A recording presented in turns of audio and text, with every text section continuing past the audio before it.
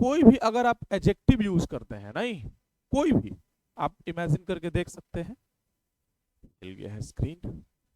कोई भी एडजेक्टिव अगर आप यूज करते हैं आमतौर पे, तो उसके बाद नाउन आता ही है यूजुअली। अमूमन आप कोई भी एडजेक्टिव अगर करते हैं, सोच के देखो, अगर आप कहते हैं ही इज अ गुड, नहीं, और उसमें भी कब, अगर एडजेक्टिव के पहले आर्टिकल लगा दिए तो और भी ज्यादा।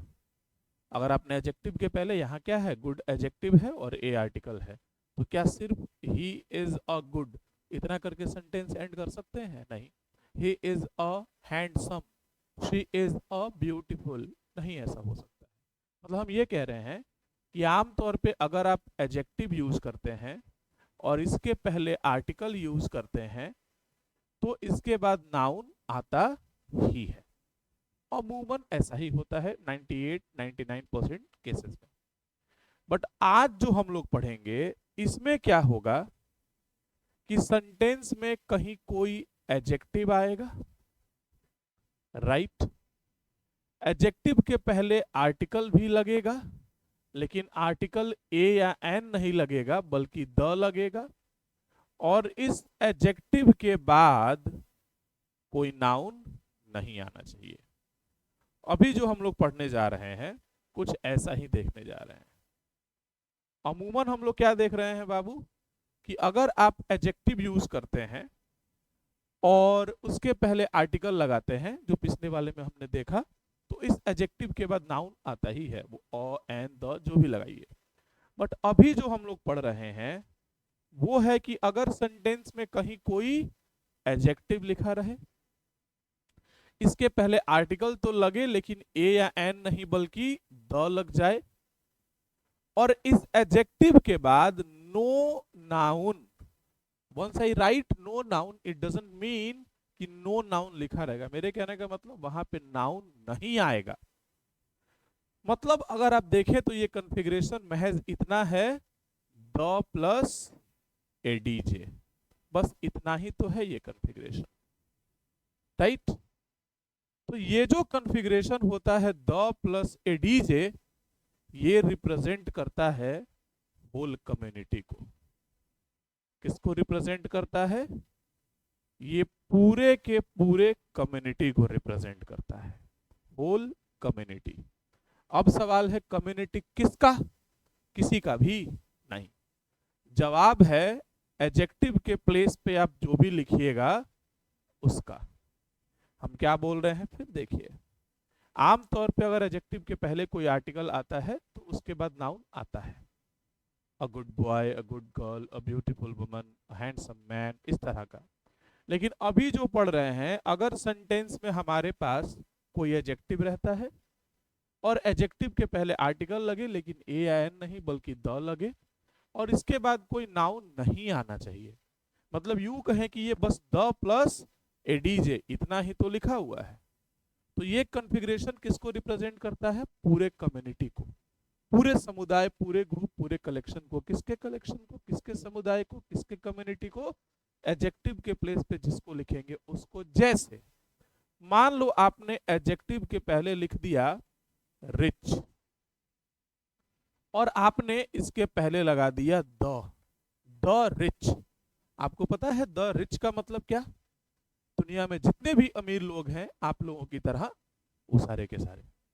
अगर यही हम लिख दे रहे हैं, हम लिख रहे हैं पुअर और इसके पहले लगा दे रहे हैं द पुअर, मतलब जितने भी गरीब लोग हैं मेरे जैसे, सारे के सारे। अगर हम लिख रहे हैं सिक, सिक मतलब होता है बीमार, और उसके पहले लगा दिए द सिक, मतलब जितने भी बीमार लोग हैं सारे के सारे, राइट।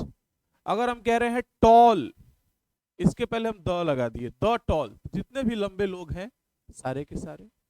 अगर हम कह रहे हैं द ब्लैक, मतलब जितने भी काले कलूटे हैं मेरे जैसे, सारे के सारे। समझ रहे हैं आप? तो बेसिकली अगर सेंटेंस में कोई एडजेक्टिव हो, उसके पहले आप द लगा दें, एडजेक्टिव के बाद कोई नाउन नहीं आना चाहिए, तो किसको रिप्रेजेंट करेगा? होल कम्युनिटी को। अब एक और बात समझो, ऐसा नहीं है कि एडजेक्टिव के बाद नाउन आ नहीं सकता है, आ सकता है नाउन। लेकिन हम लोग किस रेफरेंस में पढ़ रहे हैं? हम लोग पढ़ रहे हैं होल कम्युनिटी के रेफरेंस में। आप लिख सकते हैं, नो डाउट अबाउट दैट, आप लिख सकते हैं द रिच मैन, आप लिख सकते हैं द पुअर टीचर, आप लिख सकते हैं द सिक बॉय। लेकिन इन सबका मतलब क्या होगा? सिक बॉय, द सिक बॉय मतलब सिर्फ एक गरीब, एक बीमार लड़का। द पुअर टीचर सिर्फ एक गरीब शिक्षक। द रिच मैन सिर्फ एक अमीर आदमी। आप मेन भी लिख सकते थे, मतलब एक से अधिक अमीर आदमी लेकिन सारे नहीं। द टीचर्स भी लिख सकते थे, एक से अधिक गरीब टीचर सारे नहीं। द सिक बॉयज भी लिख सकते थे, एक से अधिक बीमार लड़के लेकिन सारे नहीं। अगर आपको बोलना है सारा का सारा, एक से अधिक लेकिन सारा, राइट? जैसे अगर आप कह रहे हैं, आपने बोला द पुअर मैन, तो द पुअर मैन, मान लो कि दुनिया में टोटल 100 गरीब आदमी है, तो द पुअर मैन का मतलब एक गरीब आदमी। अगर आप लिख रहे हैं द पुअर मैन, इसका मतलब एक से तो ज्यादा, लेकिन टोटल अगर 100 है तो 100 से कम। लेकिन अगर आप लिखते हैं द पुअर, इसका मतलब सारा का सारा। उम्मीद करते हैं और आपको बात क्लियर हुआ होगा। आप जब होल कम्युनिटी के सेंस में बात करते हैं, सबके बारे में बात करते हैं, उस सिचुएशन में एडजेक्टिव के पहले केवल द लगा के छोड़ देना है, कोई नाउन नहीं यूज करना है। श्रीमद् भागवत गीता में जब भगवान श्री कृष्ण अर्जुन को संदेश दे रहे होते हैं, मैसेज दे रहे होते हैं, प्रीचिंग्स दे रहे होते हैं, दूसरे अध्याय में एक बड़ा ही प्यारा सा स्टेटमेंट कहते हैं वो, हे पार्थ, हे अर्जुन, वीर भोग्य वसुंधरा, राइट? हमारे यहाँ राजपूत राइफल्स, जो हमारे यहाँ सेना में टुकड़ी बटालियन बनी हुई है, सबसे पुरानी बटालियन है वो, उनका ये मोटो भी है, उनका ये थीम भी है, वीर भोग्य वसुंधरा, जिसे हिंदी में, इंग्लिश में लिखते हैं हम लोग, the brave should, the brave shall inherit the earth. वीर भोग्य वसुंधरा, वसुंधरा का मतलब होता है धरती, और भोग मतलब ये कहते हैं भोग लगाना, भोग विलास करना, किसी चीज का इस्तेमाल करना, बेसिकली भोग का मतलब ये है, और वीर मतलब बहादुर। तो केवल बहादुरों को अधिकार है कि वो इस तरह के संसाधनों, इस तरह का इस्तेमाल करें, या टेक्निकली आप ये कहें कि उन्हें ही जीवित रहने का अधिकार है। ये सब जोश लोगों में डालने के लिए इस तरह की चीजों को यूज किया जाता है।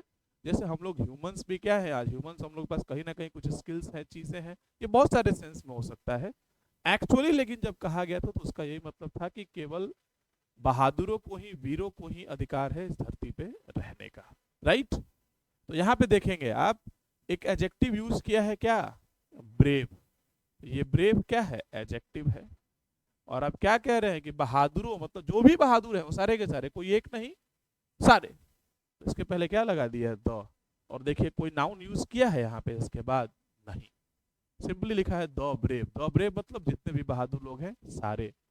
द वेलिएंट, ब्रेव का साइन हो वेलिएंट, VALIANT, जितने भी बहादुर लोग हैं सारे, राइट? उम्मीद करते हैं आपको थोड़ा थोड़ा बात समझ में आ रहा है। और कुछ एग्जाम्पल देखो, तो हम जब कह रहे हैं द रीच, तो उससे मेरा मतलब क्या है?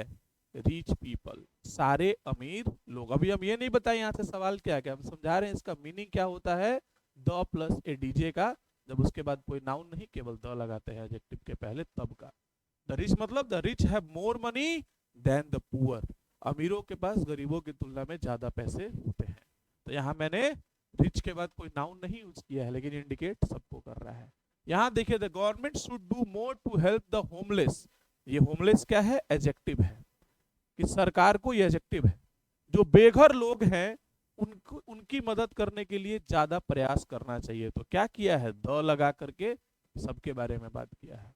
अनएम्प्लॉयड, ये भी एडजेक्टिव है, जिसका मतलब होता है बेरोजगार, तो यहाँ भी द लगा के सबको इंक्लूड किया है। तो उम्मीद करते हैं ये बात तब समझ गए कि आमतौर पे एडजेक्टिव के पहले अगर आर्टिकल होता है तो नाउन आता है, लेकिन अगर एडजेक्टिव के पहले द आए और उसके बाद कोई नाउन नहीं आए तो पूरे कम्युनिटी को रिप्रेजेंट करता है, और पूरे कम्युनिटी को रिप्रेजेंट करने के सिचुएशन में आप क्या कर रहे होंगे, आप सिर्फ और सिर्फ एडजेक्टिव के पहले द ही लगा रहे होंगे। आप लिखेंगे कोई एडजेक्टिव लिखेंगे आप, और एडजेक्टिव लिखने के बाद उसके पहले आप द चिपका देंगे। क्या चिपका देंगे? द चिपका देंगे। राइट, इतना बात हम उम्मीद करते हैं कि आप समझ गए हैं, द प्लस एडीजे। बट अभी भी सवाल ये है कि सर अब यहां से सवाल क्या क्या आएगा। आइए हम उस चीज पे फोकस करते हैं, यहां से कितना सवाल बनता है। 3 तरह का सवाल यहां से बनेगा, उन तीनों को आपको दिमाग में रखना है। सबसे पहला, ये जो टर्म है द प्लस एडीजे, ये ट्रीट कैसा होगा? तो ये टर्म हमारा ट्रीट होगा प्लूरल। ये टर्म हमारा द प्लस एडीजे कैसा ट्रीट होगा? प्लूरल। अर्थात इसमें वर्ब कैसा लगेगा? Plural. Right. The poor is नहीं आर, द रिच वॉज नहीं वर, द सिक हैज नहीं हैव। ये पहला बात। दूसरा, इस एडजेक्टिव में एस ई एस लगाने की कोशिश मत कीजिएगा। पहले तो ये समझिए कि ये नौबत आ क्यों जाता है, आप एस ई एस लगाते क्यों है, गलत हो जाएगा।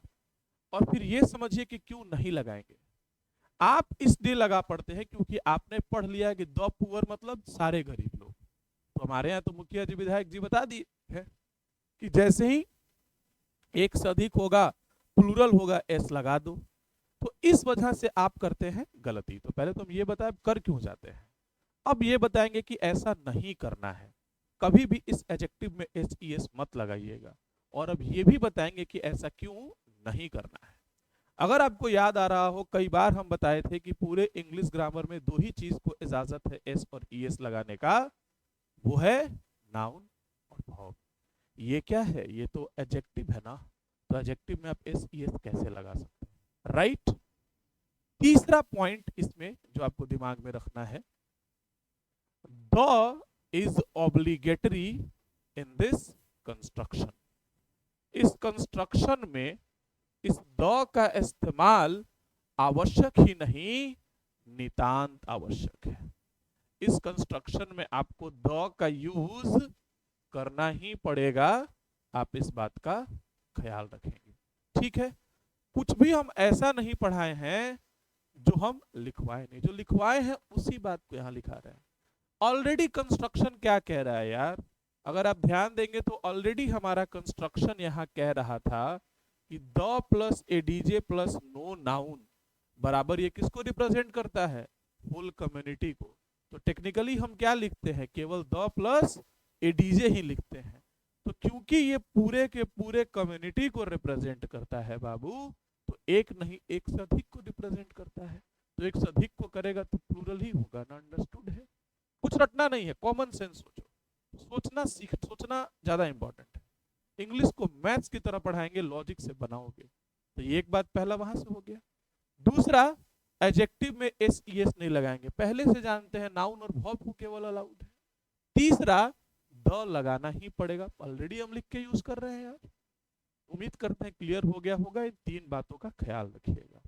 अब एग्जाम में एक सवाल पूछा, आइए इस सवाल को देखते हैं।